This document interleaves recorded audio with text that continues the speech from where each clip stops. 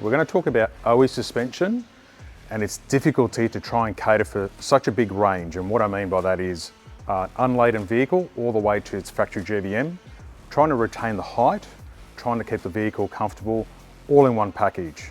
For example, I've got the PX3 Ranger factory leaf spring here compared to the options that we have available for specific reasons. The poor old Ranger factory leaf spring has to cater for an unladen mass all the way to its factory GVM. It's going to try and keep the vehicle up to a certain height, try and control that mass, and also keep the occupants comfortable.